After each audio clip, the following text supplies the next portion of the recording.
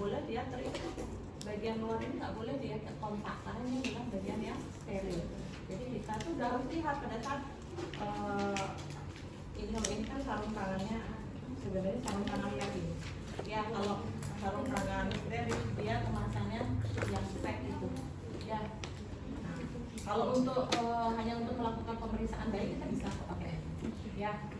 Nah, kita lihat arahnya kalau yang pack itu udah kelihatan ya dia kanan kiri udah ada ya petunjuknya. Kalau yang begini lihat yang kemana ibu jarinya udah lihat ya.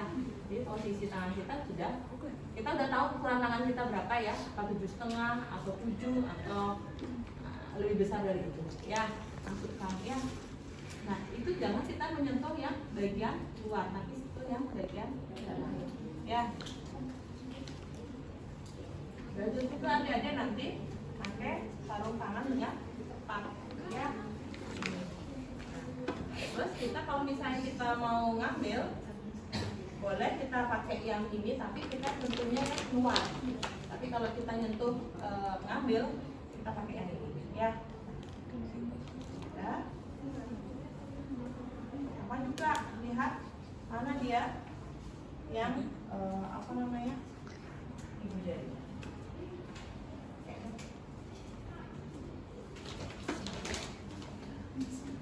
Jangan dipakai ya.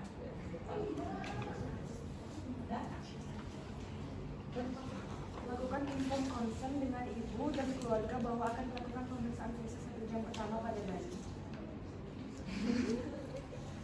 Baik Ibu, jadi hari ini saya akan melakukan pemeriksaan fisik pada bayi Ibu. Apakah Ibu bersedia?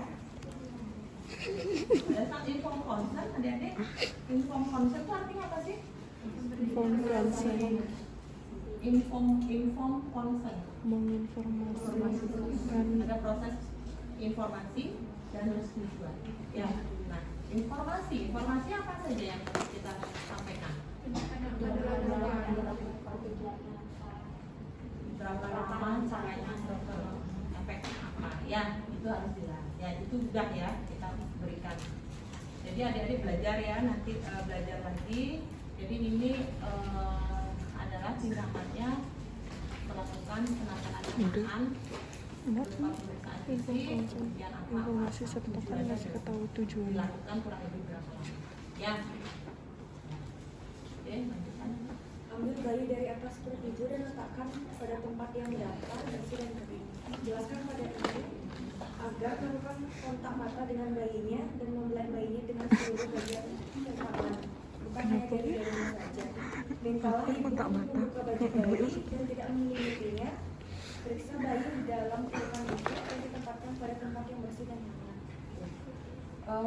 Logikanya kalau misalnya ibu masih dalam 1 jam itu apabila ibu sudah bisa mobilisasi, kalau persalinan normal dia 1 jam sudah bisa mobilisasi. Tapi kalau misalnya ibunya masih lemas, boleh didampingi oleh keluarga yang lain, suami bapaknya boleh, neneknya boleh. Ya. Oke. Lihat pada postur normal bayi, tonus dan aktivitas. Bayi sehat akan bergerak lebih aktif. Jadi bayinya masih Bayangin naik pelajar cuman segini, mending aku nyari Google. Itu ada next itu apa? Next ya kak gitu, tapi selanjutnya Oh betul.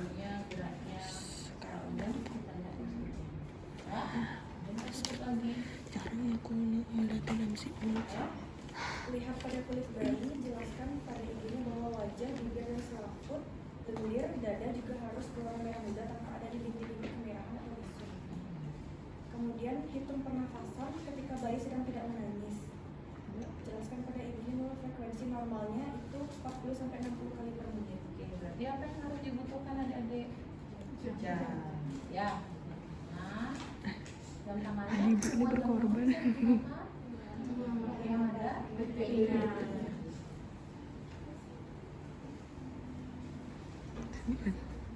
Itu nafas bayi. Ibu yang sangat bertanggung jawab.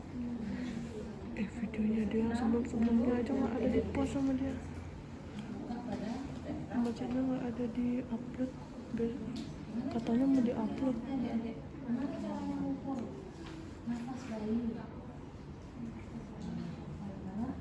Di KDK ini ada ya? KDK apa KDF? adik-adik TDM harusnya cara mengukur nafas pernafasan gimana Stetoskop. tangannya di oh cek nadi sama nafas kalian. Oke, kalau pada bayi sama konsepnya sama. Nah cuma kalau kita kan nggak hitung nadi tapi jantung ya. Nah agak susah juga kalau misalnya kita karena jantung bayi kan kadang-kadang juga kita perlu alat stetoskop ya. Nah kalau ini pada pernapasan ini kita bisa lihat dari pada kan ada inspirasi ada ekspirasi ya. Di dada berarti kan ada tarikan atau hembusan nafas, ada naik turun dadanya. Ada pilih salah satu pada saat dia ini pada saat dia tarikan atau pada saat dia konsisten. Tapi oleh karena itu makanya ini jam harus diletakkan di samping. Jadi kita lihat konsisten, kita sambil melihat jamnya duit sengenah. kita fokus pada ya sampai Tangannya dia kecil juga kan. Enggak, maksudnya buletan gininya kan bisa beli yang gede. enggak lihat. Udah dia kecil. Karena kan kalau yang Udah dia kecil, beli yang kecil jamnya. menghitung nanti kemudian itu kan dilakukan bersamaan sebenarnya. Kalau menghitung bersamaan susah. Jadi kita buat aku sakit banget. atau kita hitung nafasnya. Nah kalau misalnya kita hitung lagi, ini dalam satu posisi kita hitung lagi dia posisinya tangannya di sebelah sini, ya kan? Ini. Kita nanti dulu. Nah, nafasnya adalah pada saat ini kan lagi ini. Ya. Paham ya? Bayi itu kayak gitu juga. Cuma kita lihat nggak perlu tangannya begini kan. Kita lihat aja sekarang. Gitu kelihatan loh. Ya. Oke. 40 sampai 40 kali per menit. jadi harus ingat ya nafas normalnya berapa ya, nafas normal berapa, denyut jantung normalnya berapa ya. Oke. 40 ya. Ya. Kemudian ambil stetoskop dan letakkan pada dada kiri bayi di apex, itu minta jantung, pulang stetoskop untuk frekuensi denyut jantung adalah 120 sampai 60 menit. 120 sampai dengan 160.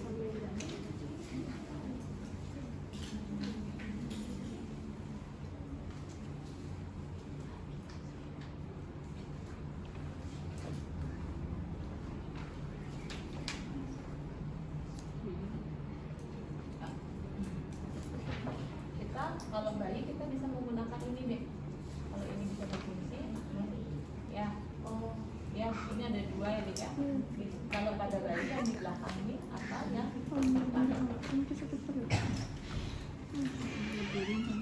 Halo, gimana Jack? Tadi seujung dua baru. Tahu lah seujung. Berapa orang ini? 6. Nah, berarti sudah terlatih berapa menit? Berapa jam lagi? Disuruh. Biasanya jam 8.40 di sini itu. Cuma kita diam di sana.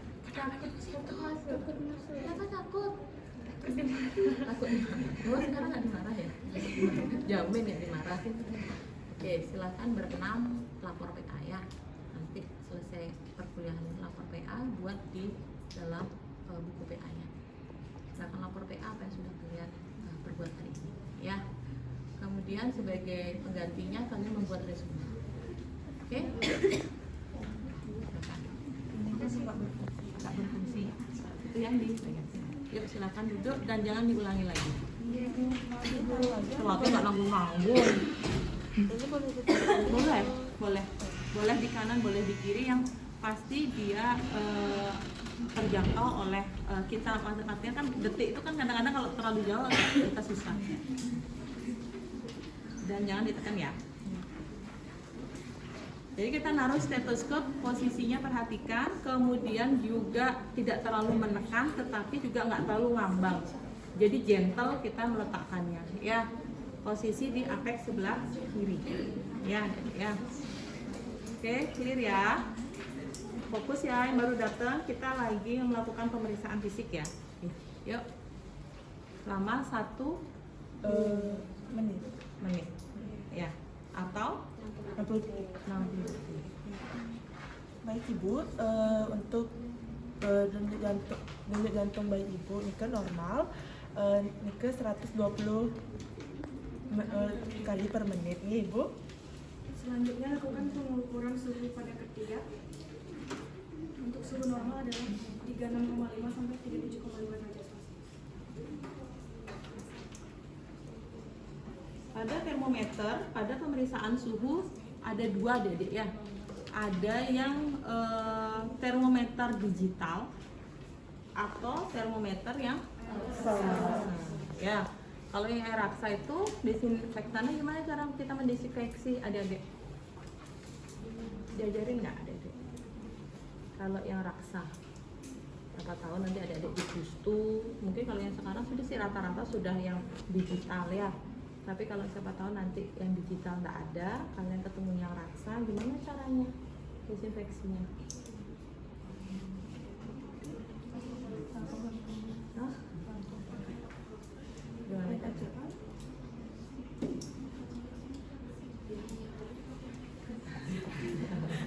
KDK ini biasanya ini. Ya, jadi dia celupin dulu ke air klorin dulu, ya. Jadi ada 3, ada air klorin, kemudian dibilas.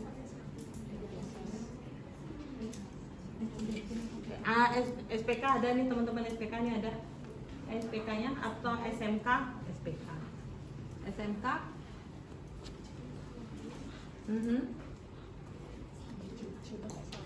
Terus air, terus dan terakhir RDPT ya, baru di klorin DTT ya. Tapi kalau yang digital boleh nggak dicelupin di klorin? Ya, pakai alkohol swab ya. Kemudian ketiak bayi dibersihkan dengan tisu ya, tisu. Sempoknya mana ya?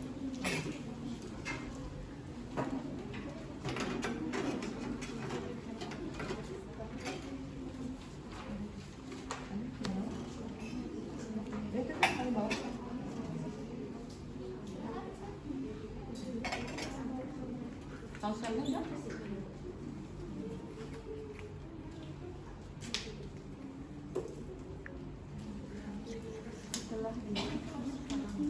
Swabnya dulu, kemudian kita ini lagi di swab dibersihkan. Kan kalau yang ya.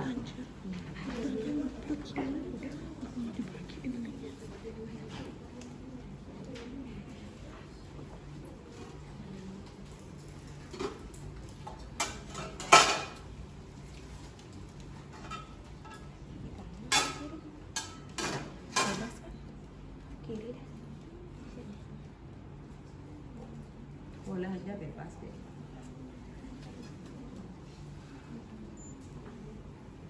Pastikan dia sudah 0, baru kita masukkan ya, baru kita tempel.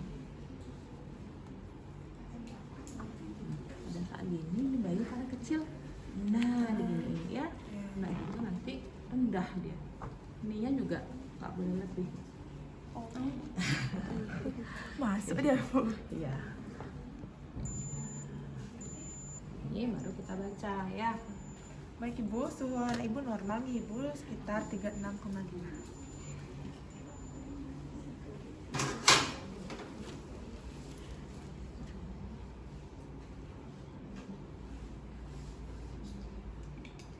Setelah itu lihat dan raba bagian kepala, apakah ada pembengkakan atau abnormalitas, dan raba frontal anterior. Kita sekarang udah mulai masuk ke pemeriksaan fisiknya yang diawali dengan kepala. Ya, di kepala apa yang kita lihat adik-adik? Untuk kepala. Oh, di bawah. Masih nge-lag ini. Apa di kepala? Bentuk, kemudian apa? Ada tidaknya Trauma jalan oleh karena jejas persalinan. Apa? yang di kepala ada kaput, succedanium, atau bisa juga oleh karena apa? Traumanya. Kalau kaput tuh kan yang isinya cairan ya. Kalau yang isinya darah, sepal hematum. Ya, bedanya gimana, Dek? Yang kaput dengan yang sepal. Kalau kaput isinya adalah cairan bening ya. Terus kalau sepal darah. Kemudian batasnya gimana? Kalau kaput tidak tegas. Biasanya oleh karena apa ini, Dek? Sebabnya oleh karena apa? Disebabin karena apa? Karena kepala tertahan itu, Dek, pada saat dikala dua. Lama dia tahan. Benjol jadi. Karena nggak ada yang ada di sini pernah ada yang bantu, pernah lihat orang melahirkan? Pernah kan? SPK ya? SMK? Hah? Di rumah Umi. Di mana? Di rumah Umi. Uminya siapa? Ibunya bidan. Enggak, Bibi. Oh, bibi ya. Umi itu bibi. Tadi kasih kami Bibi disuruh manggil Umi. Oh iya. Dari mana, Lombok ya? Dari Lombok. Enggak, saya dari Jemberana, Bu. Oh, dari Jemberan. Oke. Lihat kayak gimana bentuknya? Lonjong ya? Ya, lonjong biasanya. Benjol, kayak kepalanya benjol gitu. Itu namanya kaput. Bedanya sepal hematum juga seperti itu. Penyebabnya biasanya oleh karena apa kalau sepal? Pertolongan dengan persalinan tindakan. Nah, itu sudah jarang kali terjadi oleh karena kita sudah mulai tenaga kesehatan karena efek dari trauma pada kepala itu jangka panjang. Ya, itu.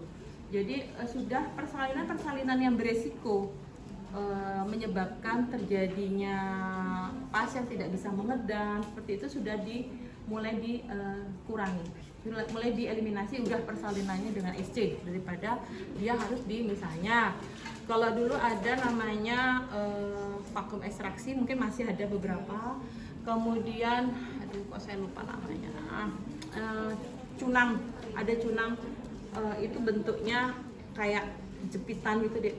Nah, ini untuk fungsinya adalah untuk menarik kepala.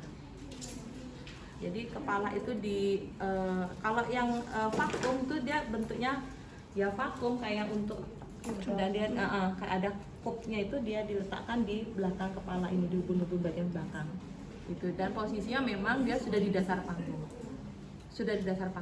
ya. Kalau cunam dia bentuknya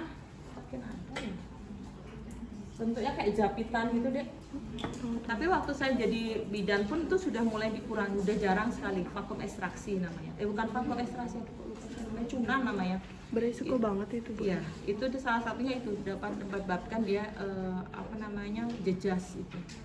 Jejas. Ya, vakum pun dia juga kalau dia penempatannya salah, nggak pas, dia membuat untuk ini kan dia harus disedot sedikit ya, Dek. Sedot sedikit jadi biar ada tarikan. Nah, itu kalau nggak pas posisinya itu pun juga bisa menyebabkan cedera. Nah, itu salah satunya dengan sepal hematum. Ya, nah kalau salah satunya menyebabkan sepal hematum. Nah, bedanya selain darah, batasannya lebih tegas. Kalau sepal hematum tuh batasannya tegas karena dia darah tegas. Kemudian kalau kaput itu nggak tegas sebenarnya, kayak belenjuk gitu aja. Nah, kemudian yang berikutnya adalah lamanya penyembuhan. Kalau sepal hematum, kalau kamu lihat di rumah Umi, besok kapan dia hilang kaputnya itu, benjolnya? Iya, enggak sore lah, besoknya paling enggak itu sudah hilang. Ya, sedangkan kaput ini lama, lebih dari 1 hari. Tapi pasti hilang ya? Pasti hilang. Makanya itu nggak boleh, nggak usah diapa-apain, nggak usah dimasas, nggak usah diapa-apain. Yang penting kasih Fitka dan untuk mencegah terjadinya perdarahan. Ya, oke, yuk. Kalau ada juga kelainan di kepala, hidrosepalus, anencepali. Ya kalau anencepali sudah kelihatan, udah nggak ada tempurungnya. Hidrosepalus sudah kelihatan, kepalanya lebih besar. Ya, oke. Kemudian berikutnya, Lihat pada mata, jelaskan bahwa harus tidak ada pengeluaran sekret yang berlebihan. ya kita bisa lihat ya kasat mata ada nggak pengeluaran sekret yang berlebihan. Kalau misalnya ada yang berlebihan, berarti kita segera bersihkan. Kemudian bisa juga langsung diberikan salep mata. Ya. Dan daerah hidung, kemudian Lihat pada bagian mulut, jika bayi menangis masukkan satu jari yang menggunakan sarung tangan ke dalam dan raba langit-langit. Apakah ada bagian yang terbuka dan nilai kekuatan hisap bayi? oke. Tangan ini kita pakai dengan khas adik ya. Kasanya kasa yang bersih adik ya. Itu dulu tangannya, ambil salah satu kasa.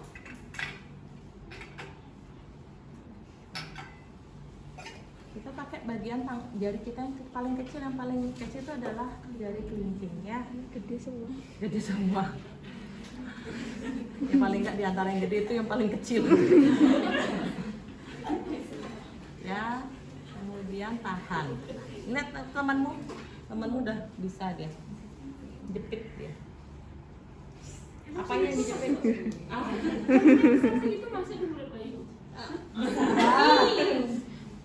Ya semua. Jadi saya pendek kan masuk. Masuk. Bisa. Ya. Ya pakai jari itu. Dan gitu japit ya. Ya, kayak teman. Dah. Tangan yang satu pegang dagunya. Sini tekan. Bawah. Masuk. Ya. Kemudian gentle ya, kita lihat jangan juga bengok-bengok, jangan terlalu dalam. Kita seperlunya kita kan, tujuan kita hanya untuk melihat di bagian palatum ada nggak dia rongga ya. Sekalian pada saat itu dia pasti bayi akan adanya refleks hisap. Nah, kemudian Selanjutnya lihat dan raba pada bagian perut untuk memastikan bahwa perutnya terasa lemas. sebelum di perut mungkin ada yang kelihatan nggak, dada buka dulu deh. Berarti ini kita pakaiin topi dulu ya.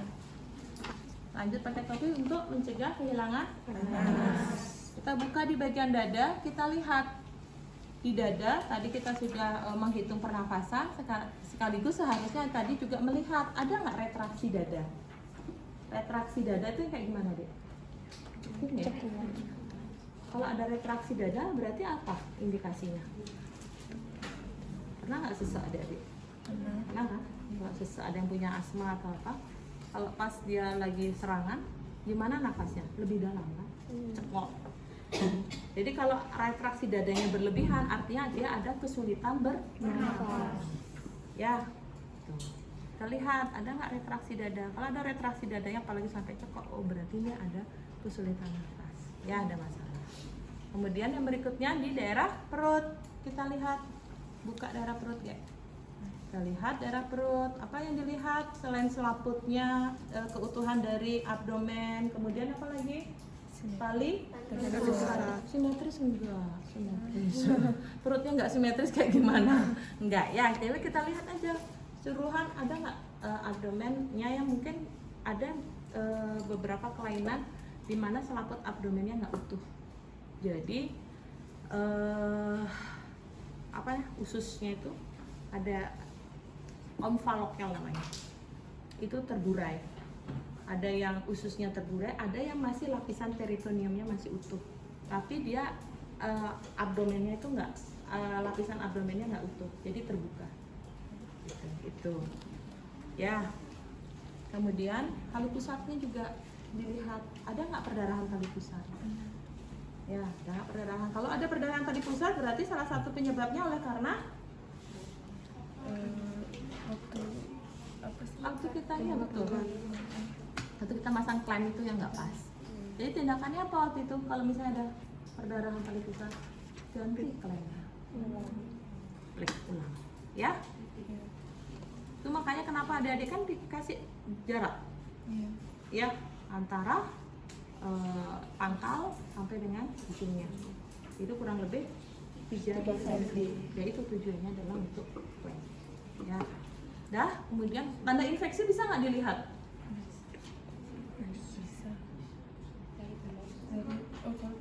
Infeksi bisa nggak dilihat nih? Bayinya baru lahir loh.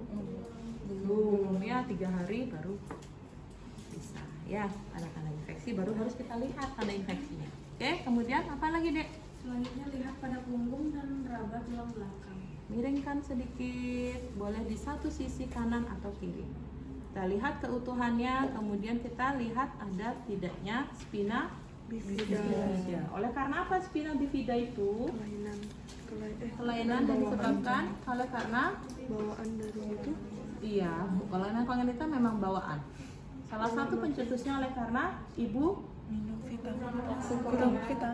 kurang asam folat ya pada saat proses kehamilan, terutama di trimester pertama ya. Sini tidak ada celah di sini ya. Oke, kemudian berikutnya Lihat pada lubang anus dan alat kelamin. Hindari untuk memasukkan alat atau jari dalam lengkap salah satu kedua kakinya dia kita lihat ya. Kemudian ada anus, kemudian sekaligus pada kemaluannya ya, kelaminnya. Kalau pada wanita apa yang kita lihat adik-adik? Ya, labia mayora menutupi labia minora. Terus ada kita lihat klitoris, kemudian apa lagi kita lihat? Uretra ya, dan pengeluaran. Ada nggak dia pengeluaran? Misalnya ada lendir sedikit kemerahan, itu oleh karena apa? Penyebabnya fisiologis nggak? Fisiologis. Oleh karena apa? Pengaruh hormon ibu. Hormon apa? Estrogen. Ya, itu jelasin sama ibunya. Oh ini nggak apa-apa, ini hormon estrogen ibunya. Ya. Kalau pada laki-laki, skrotumnya kenapa? Di skrotum ada apa? Ada testis. Ya. Turun nggak testisnya? Ada 2 kanan kiri. Ya. Ada 3. 2. Jangan 3. Kelainan. Ya. Kemudian lubang Anus. Lubang uretra. Ya. Lubang uretranya ada tidak ada saja atau gimana? Ada tidak ada saja. Yang kita lihat keberadaannya atau ada atau tidak adanya atau apa lagi posisi? Atau apa lagi yang harus kita lihat di lubangnya? Posisi. Kalau dia ada di ujung itu normal. Ada yang posisinya uretra itu di bagian bawah, Adik. Ada juga yang di atas. Itu kelainan ya Pak? Kelainan. Oh tak kira bisa juga Ada keluar dari situ. hipostadia, ada epistadia. Itu kelainan adik-adik itu harus ada tata laksana operasi yang harus dilakukan pada saat bayi kurang lebih lah 1 tahun. Itu posisinya harus operasi. Tergantung juga kalau dia posisinya, nah itu makanya kenapa dia ada jeda waktu terkait dengan misalnya dia udah bertambah umur, mungkin saja kan bisa agak bergeser. Ya. Nah, oleh karena itu ada dia posisinya. Kalau misalnya memang posisinya beda, tetap keluar uretranya di sana, Bu. Misalnya di atas atau di bawah. Iya. Tetap Dia fungsinya tetap. Makanya itu dia harus diikuti juga dengan dengan pemeriksaan lainnya. Apakah dia dari pemeriksaan untuk vas-deferensnya, kemudian pemeriksaan testisnya, dia memproduksi sperma dengan memproduksi spermanya dengan bagus atau tidak. Itu ada nanti kaitannya dengan itu. Termasuk hormon testosteronnya pun juga akan diukur. Ya. Nah, kaitannya kenapa sih kok harus segitunya, harus posisinya harus di ujung? Ingat, infertilitas itu. Kenapa dia posisinya di ujung? Itu bukan hanya Tuhannya iseng nasi di ujung, di bawah, di atas, tidak. Karena apa? Itu kan itu adalah untuk arah keluarnya sperma pada saat terjadi koitus atau hubungan antara suami istri, itu sperma kan dia dikeluarkan dengan cara disemprotkan. Nah, pada saat dia posisinya ada di bawah, otomatis kan dia akan muncratannya kemana? Ke bawah. Ke bawah. Kan? Keluar dia. Keluar lagi dari vagina itu. Untuk terjadi kegagalan atau terjadi infertilitas cukup tinggi. Itu deh. Kenapa dia harus dikoreksi sedini mungkin. Ya. Nah, kalau dia di ujung, nah arah semprotannya kan keluar ke depan. Nah, itu dia akan untuk terjadi infertilitas, walaupun memang kita nggak untuk terjadi pembuahan itu tidak perlu sampai beribu-ribu ya, cukup 1 sperma saja itu sudah terjadi pembuahan. Ya, jadi kemungkinannya memang walaupun dia merembes, misalnya merembes keluar, mungkin aja ada 1 sperma yang aktif, bisa dia geraknya cepat. Tapi siapa tahu juga, nah sudah terjadi kelainan kongenital, epispedia atau hipospadia, kemudian jumlah spermanya sedikit, atau mungkin jumlah spermanya juga dari sedikit juga ternyata ada yang mengalami kecacatan. Misalnya pada laki-laki yang merokok, kemudian minum minuman keras, pola hidupnya mungkin begadang, ya enggak, itu udah nggak bagus kan? Itu kan besar sekali kemungkinan untuk terjadi produksi sperma yang nggak berkualitas. Ya, atau misalnya dia infeksi karena gonta-ganti pasangan, itu juga. Ya, sekalian Mbak Eri kasih edukasi untuk kalian, pilih-pilih yang Pasti. kalau yang Jawa ini pasti ingat kata-kata orang tua, bobot, bibit, bebet. Kita juga nggak. Ya, milih sama ya, kalau orang Hindu juga sama kan? Bobot, bibit, bebet. Tapi orang biasa yang ngomong itu orang Jawa, karena ibu saya orang Jawa. Jadi selalu ngomongnya gitu, bobot, bibit, bebet sampai apa? Nah, Bu Eri juga ngomong gitu sama anak-anaknya, bobot, bibit, bebet. Nanti kalian milih jodoh ya, salah satu itu. Dah, balik lagi ke topik. Ya, itu tadi ya, ujung di ujung. Jadi ada selain letaknya, selain ada tidak adanya dari uretra, posisinya juga harus kita lihat. Oke? Kita dari ini tuh posisinya kayak gimana caranya tuh diginiin ya loh. Kalau pada bayi baru lahir, prepusiumnya itu dia belum menutup banget. Jadi dia bisa kita lihat tanpa kita tarik ke prepusiumnya, bisa kita lihat. Tapi kalau misalnya memang prepusiumnya dia cukup mengganggu, bisa dia agak ditarik sedikit ke bawah. Nanti kayak Nah, buktinya ada di sini. malah Kita bisa dilakukan gedein sama ini kan sirkumsisi kan. Ada satu aja antara di sini, Ya. di sini atau di sini. Posisinya. buat ngeliatnya tuh bisa Ya, gedein kan. kalau misalnya dia Udah? ada lapisannya tuh Clear ya? menutupi, bisa dibuka. Kemudian Pastikan dan tanyakan pada ibu apakah bayi sudah buang air besar atau buang air kecil. Pastikan dalam 24 jam pertama bayi sudah buang air besar dan buang air kecil. Baik. Nah, itu kita tadi baru melihat secara anatominya, Adik. Fungsinya kan kita belum lihat nih fisiologisnya. Dia sudah berkemih, dia sudah buang air besar, kita belum lihat. Jadi kita harus pastikan, mungkin saja pada saat pemeriksaan dia sudah berkemih, oh kita sekaligus kita lihat dapat data fisiologisnya. Atau pada saat dia kita periksa ini keluar dia mekoniumnya, bisa kita langsung pastikan fungsi dari saluran anusnya. Ya, paham ya? Tapi kalau misalnya dia belum, pada saat itu belum juga keluar, BAK-nya enggak ada, BAB-nya enggak ada. Nah, dalam 24 jam pertama kita tanyakan data tersebut pada ibunya. Nah, karena itu bayi itu nggak boleh orang habis melahirkan tuh langsung pulang. Banyak sekali di masyarakat nanti adik-adik temukan, boleh nggak Bu pulang baru pagi karena besok rainan mungkin ya, tak pulang sekarang, besok kajian kliwon soalnya Bu sekarang nggak bisa. Ya, mendingan dilewatin sekalian 2 hari kan nggak masalah, daripada dia kurang dari 24 jam sudah kita pulangkan. Satu, bahaya untuk ibu terjadi perdarahan primer, ya, perdarahan postpartum primer, atau pada bayi resikonya yang tadi itu kurang dari 24 jam tanda bahaya belum bisa terscreening, ya. Oke, kemudian Selanjutnya timbang bayi. timbang. Saat kita menimbang bayinya Dibuka ya pakaiannya. Nah, taruh. Gimana caranya megang bayi yang benar? Ini diginiin nggak sih? Kayak mandiin. Ayo mandiin gimana? Cara mandiin bayi, megang bayi. Yang tadi itu pas kamu Oh, kok pakai kepala anak boleh megang kepalanya.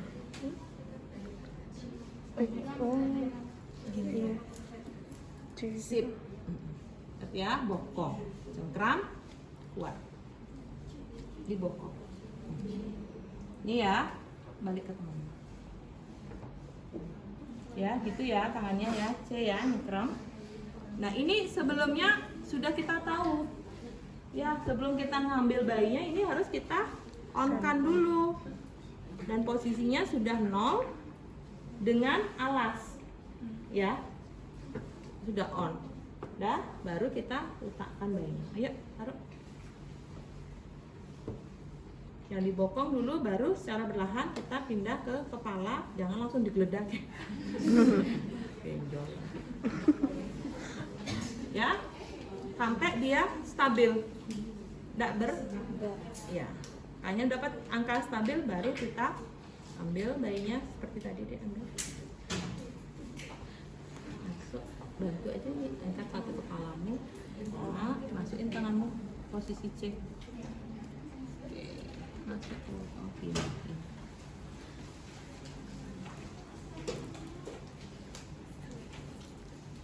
Nah, kemudian Selanjutnya ukur panjang badan dan lingkar kepala bayi. langsung lingkar kepala, ambil panjang badan dulu. Yuk, gimana caranya pakai? Ya, betul.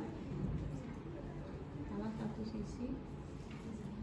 Yang di sininya Bu atau di mana? Boleh. Mau di kanan, mau di kiri, tapi kamu nggak singgung gitu. Enggak, kalau enggak posisi imisarnya sebelah sini. Kalau kamu singgung. Oh iya. Singgung nggak? Enggak. Enggak. Oke. Salah satu kaki itu harus diluruskan.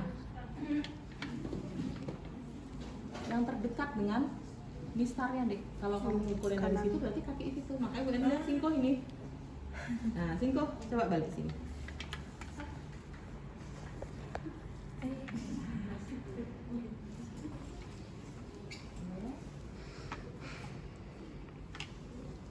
Ini deh ya. Oh balik. Kemudian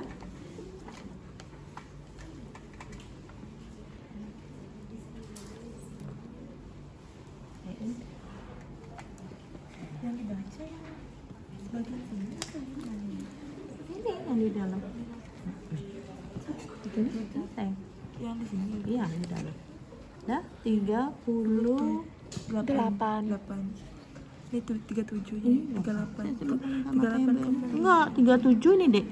Ini tumitnya. Oh, yang di sini ya? Tumit, sayang. Tumitnya. Oh, tumitnya. Ini kan lurus nih. Ini kan gini. Tumit yang dibaca. Tumitnya. Oh. Ingat ya, tumit yang dibaca, Dek ya. Jangan ujung kakinya pas posisi gini. Pas posisinya gini nih, ini yang dibaca. Ya? Kalau tumitnya Ya. 6 ya? Posisinya dalam kondisi yang ini. 37. Lihat keduanya. Lihat nih 37. Itu pendek. Agak miring. Posisinya salah satu kaki. Berarti kalau bayinya nggak bisa diam terus aku Makanya minta bantuan orang tuanya untuk pegang salah satu bagian. Manfaatkan orang tua. 37. Ya. Sudah. Kemudian lingkar kepala. Meterannya mana ya? Apa lanjutin? Lanjut. Jangan sampai. Ya, nanti kan diupload ya. Habis itu dihapus. Dari alis ini atau dari Gelabelanya, ya. Ya.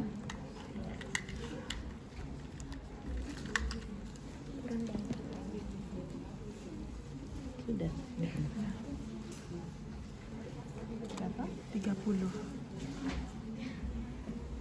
Terus? Selanjutnya pasang tangan dan cuci tangan. Jelaskan pada ibu dan keluarga bahwa bayi akan diberikan asuhan bayi berlahir 1 jam pertama. Yang berikutnya kita akan masuk ke pemberian pika, salep mata, pika sama pakai ganti. Itu aja pakai lagi deh, ceritanya kan udah ganti. Ceritanya sudah ganti. Ibu, Ya, kalau masih salep mata tuh matanya diginiin ya? enggak. Apa pas dia marah diginiin? Iya. Kenapa pakai salep mata? Ya oleh karena itu. Jadi kalau nggak ada salep mata, boleh tetes mata. Tapi salah satu tetes mata itu nggak bisa kita pakai di garis. Jadi ketentuannya memang salep mata. Nggak perlu. Nggak perlu. Kalau salep mata itu kita garis mata, di garis mata itu aja kita oleskan. Karena apa? Karena pada saat bayi bangun, itu dia bisa ngijep-ngijepin matanya. Dia akan terserap. Makanya itu kita ngomong sama orang tuanya, jangan dihapus. Ya. Ya, kalau bisa masih kita lihat, masih kan nanti 6 jam kita akan mandi, juga akan terbilas. Itu sudah masuk. Ya.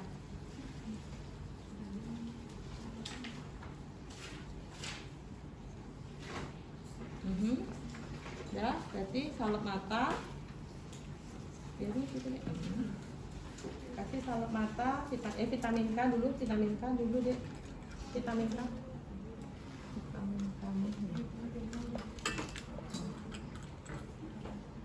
Ada vitamin K-nya, expirednya, kemasannya berapa miligram? Berapa miligram? 2 miligram. 2. Iya. Siapkan dulu. Udah, oke, ambil ini.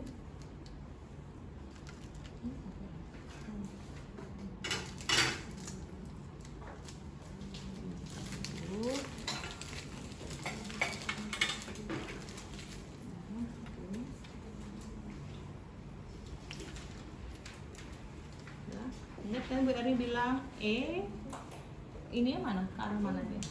Ke depan ya. Ingat tandanya ya. Kalau ada tanda titik berarti ke arah titiknya.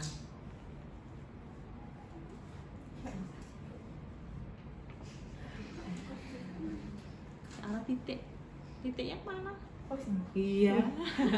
Padahal saya baru ngomong. Kok nggak bisa, Bu? Rugi. Pakai itu lebih terlindungi tanganmu. Atau arahin keluar ya, Dek. Arahin keluar. Jangan ke arahmu. Balik deh. Arah titiknya arahin keluar.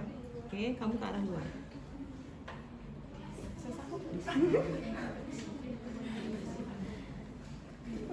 Nah, harus latihan.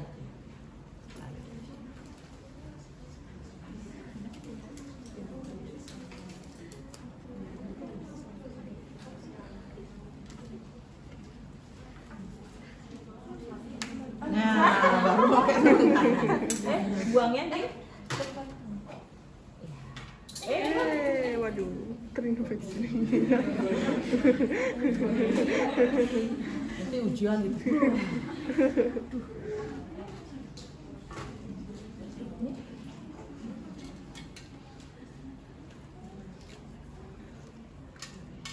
Ibu bidannya punya asisten ya.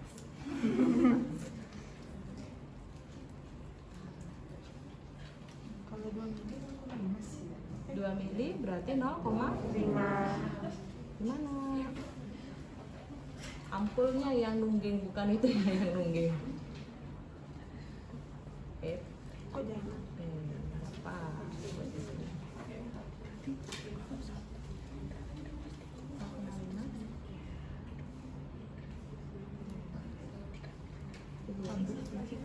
Jangan dihabiskan, karena mudahnya normal aja.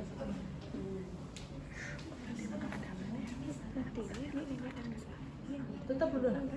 Tutup dulu. Ini tutup. Enggak, ini biarin dulu. Jangan gitu. Satu sama.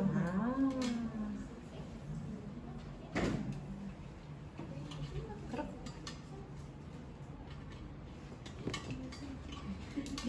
Pelan. Jangan gurgi. Sudah. Tarik dulu ke bawah. Tarik dulu ke bawah. Jajar sama kamu.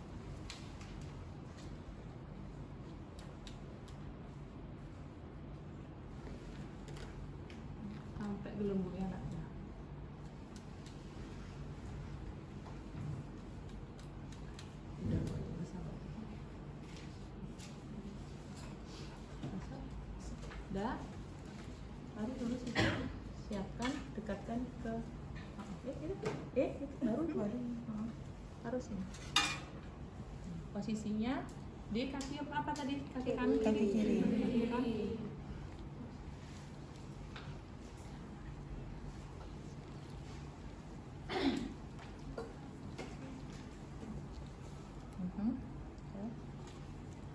Apa sisanya ditutup ya? Boleh.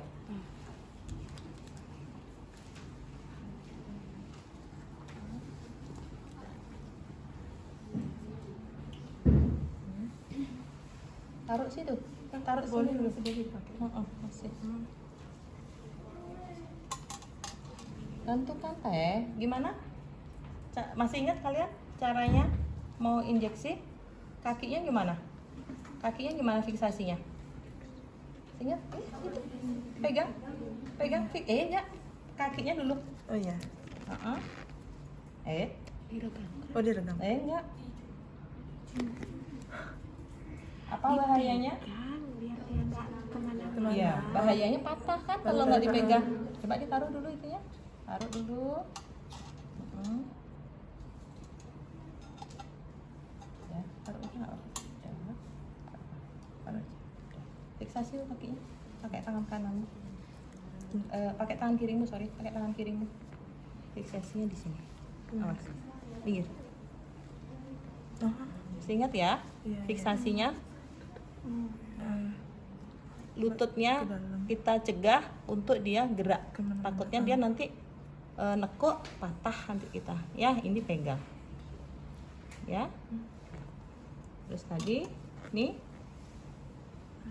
Ya. Boleh diletakkan di sini, boleh juga di sini, ya. Nah, itu lakukan. Yuk.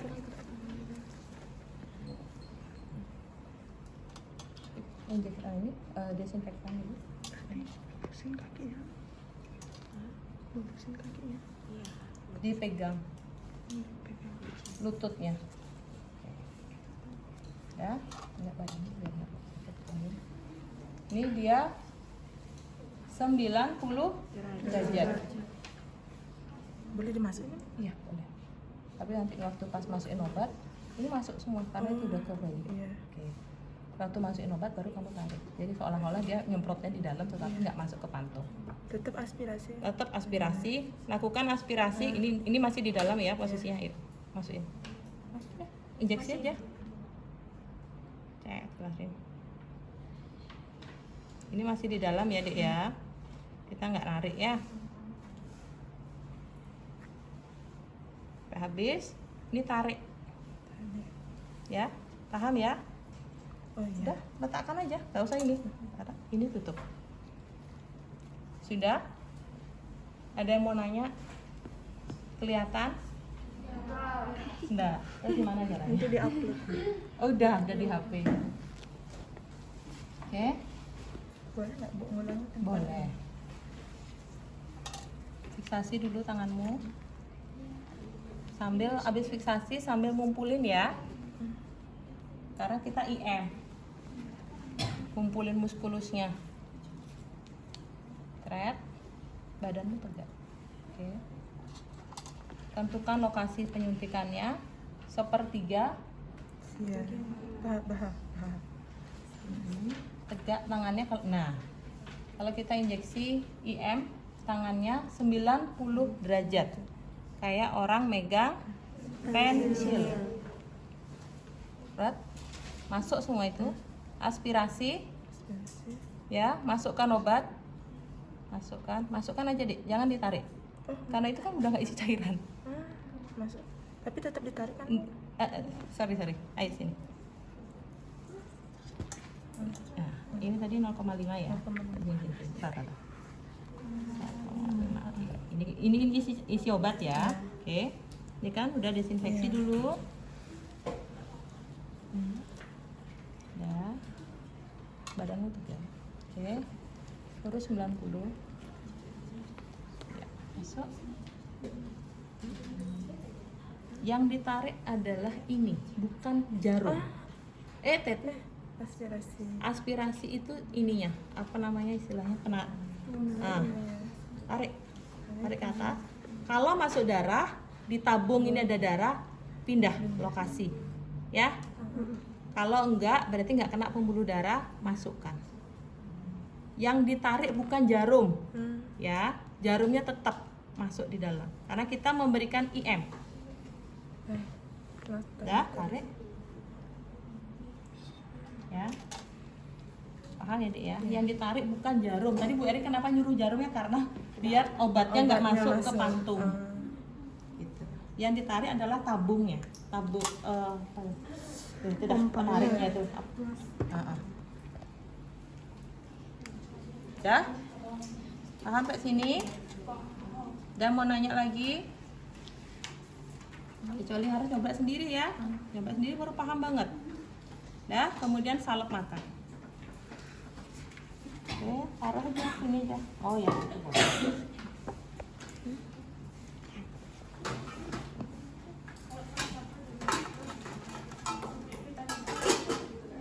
Kenapa kok nggak salep mata? Tadi waktu teknisnya waktu pas kita pemeriksaan fisik kan ada ke mata, boleh langsung kasih salep mata, ya. Nah, yuk. Kenapa nggak hepatitis dulu? Kenapa nggak hepatitis B dulu? Kenapa vitamin K dulu?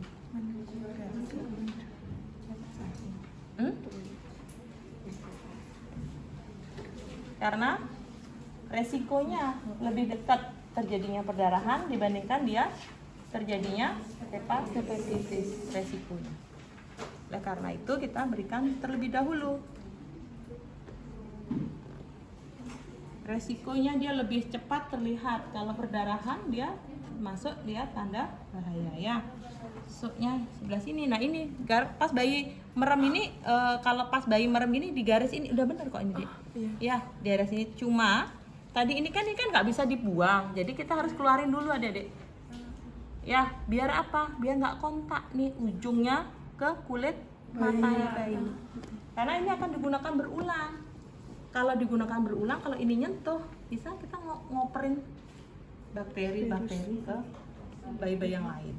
Ya, jadi ini keluarin dulu, baru kita oleskan kanan kiri. Ya, dah. Jadi berikutnya, Pakai tangan apa langsung tapi ini dari sini. Tapi dikeluarin. Keluarin dulu.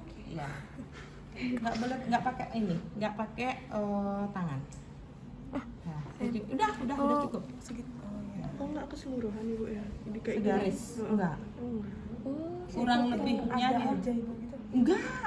Enggak ada aja. Itu emang ada aja. Oh enggak. Maksudnya kayak gitu.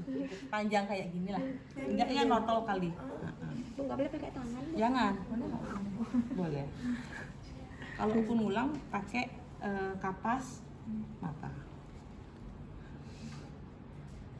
Nah, sip. Dari dalam ke luar. Ya. Kemudian kita berikan ke ibunya untuk dilihat bagaimana cara bayinya menyusu. Cara bayinya menyusu. Cara ibunya menyusui. Ya, oke. Yuk, ibunya duduk. Di sini, ambil bayinya.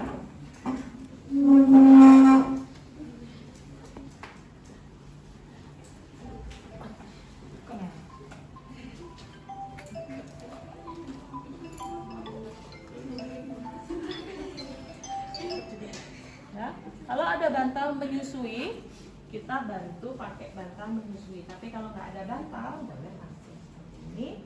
Ibunya kakinya cek, ya, sender. Yuk. Nah, Bu Bidan nggak tahu cara menyusui. Ayo. Gimana kayak E-nya? Ini nifas dapat kan? Oh belum. Belum dapat benar? Udah nifas menyusui? Belum. Manajemen laktasi sama kan sudah dapat menyusui tadi. Caranya belum. Oh caranya belum. Ini cara menyusui itu ibunya kan duduk seperti ini. Posisi tangannya, ini tangannya, kepala bayi harus ada di siku. Ini kakinya tangan yang lagi satu ini, tangan yang ini tuh sebanyak mungkin dia bisa menggapai bayinya. Satu tangan Kalau pas bayinya pakai bedong gini nggak apa-apa di depan. Tapi kalau bayinya lepas, ini satu tangan di belakang. Jadi nempel. Ini bayinya lalungin aja ya. Ya, aduh. Nak salep mata. Ini adik ya. Satu tangan ada di belakang. Ini tangannya ada di bawah. Ya. Ini. Sudah. Ini kan bayinya ke arah puting susu. Kecil bayinya nih. Sudah. 4 jari. Ini ada di bawah payudara. 1 ada di atas. Ya. Nah, sebelum dia menyusui itu dipencet terlebih dahulu, keluarkan kolostrumnya. Ya Dek ya, keluarkan kolostrumnya. Oleskan ke daerah areola. Apa areola itu yang kayak gimana sih areola itu? Yang hitam itu. Kehitaman. Dari puting kehitaman itu areola. Ya, puting susu tahu puting susu. Areola yang warna hitam. Itu kenapa itu? Iya, karena bibir, mulut bayi itu harus sampai nggak di putingnya aja, tapi di areola. Ya, karena disitulah lubang-lubang ASI. Ya, itu distimulasi. Itu setelah itu baru arahkan ke arah mulut bayi. Dah, itu kita sekaligus mengevaluasi kemampuan ibu menyusui, kemampuan bayi menyusu, refleksnya dia mencari, ya, menghisap, ya, seperti itu. Dah, nih, kalau ibunya posisi duduk berarti posisinya seperti ini. Boleh tak kanan, boleh kiri, boleh. Ya, sama. Kalau ini sini, ini berarti ini ada di ini, ya ini. Ya, ke arah. Ini kalau ada ibu bayi punya kuku panjang gini, kalau bidannya Bu Erni, kelenting. Nggak boleh kuku panjang. Ya, kenapa? Luka nanti ibunya. Ya. Tuh. Kemudian juga ini kan kalau kita nggak bersih caranya membersihkan, otomatis dia jadi media untuk bakteri. Jadi Bu Bidan, tolong nanti nggak boleh ada kuku panjang. Oke? Yuk. Ini ke arah puting susu ya. Ini dan ini seperti ini ya. Nah, tadi fungsinya untuk bantal laktasi itu tujuannya adalah untuk nyangga ini, Dek. Yang nyangga ini kenapa? Karena kalau dia nggak pas, otomatis ibunya kan nyesuaiin tuh, nyesuaiin biar mau masuk aja, bungkuk deh ibunya, lama-lama sakit punggung. Jadi ini bantu dia pakai bantal laktasi. Kalau ada dingklik pendek, silahkan pakai dingklik di sini, karena itu tadi kalau dia nggak rileks ibunya, ini punggung sakit, kemudian bisa bengkak juga kakinya. Karena proses menyusui ini kurang lebih dia bisa sampai 30 menit. Ya. Nanti lebih lanjutnya nanti dapat di fase ya. Ada posisi duduk, ada posisi miring, ya. Ada posisi, banyak sekali posisi menyusui. Ini salah satu yang kita lakukan. Ya. Yuk, berikutnya. Berikutnya adalah hepatitis. Hepatitis ya, 1 jam setelah vitamin. Ya, ini taruh. Ambil ya. Sama cara yang ngambil.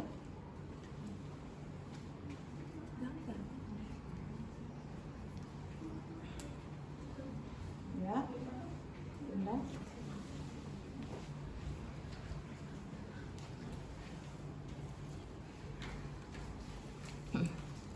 Ya, hepatitis B. Ambil ya. Kemudian lihat dia hepatitis B-nya untuk bayi atau untuk dewasa. Ya. Kemudian dia expired date-nya.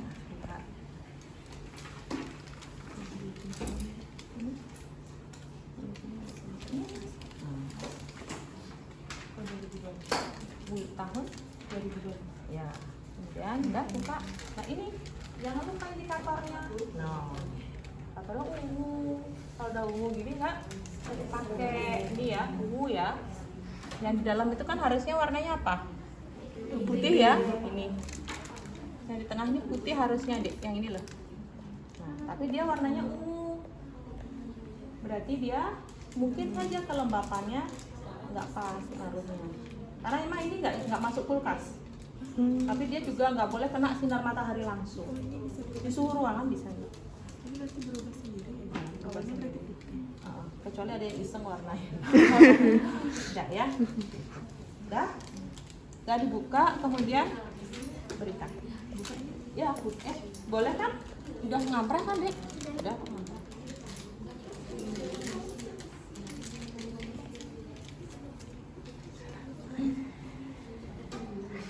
Ya, tekan dulu. Karena kalau nggak ditekan, ininya nggak bisa masuk. Ya, ingat ya teman-teman ya. Tadi saya lupa menekankan lagi, ngingetin lagi. Tekan dia. Karena kalau nggak ditekan, tadi kan ada jarak tuh di antara jarum dengan cairan di dalamnya. Jadi itu harus diplokin dulu di atap baru bisa digunakan. Kalau nggak begitu, sudah kadung masuk, dia nggak akan keluar. Udah, taruh. Tentukan ininya. Di tempat yang sama ya. Kanan. Oh, kanan. Oke, sama caranya. Posisi tangan udah benar, cara megang, cara nentukan lokasi udah benar. Punggungnya sekarang Adik tegak badannya. Oke.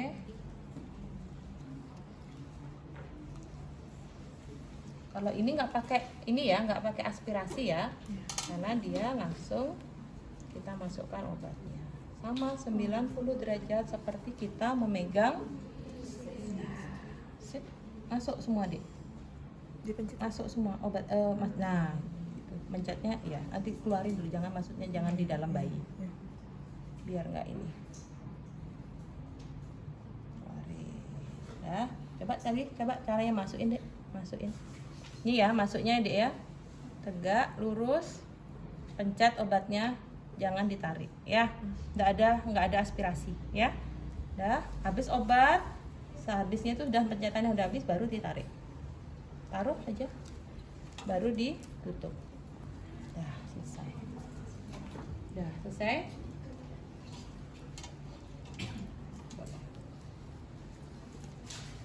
Lanjutkan menyusui atau boleh bayi yang istirahat, ibu yang istirahat ya. Ada yang mau ditanyakan? Tepuk tangan dulu teman-teman. Kalau nggak ini ya, nggak clear.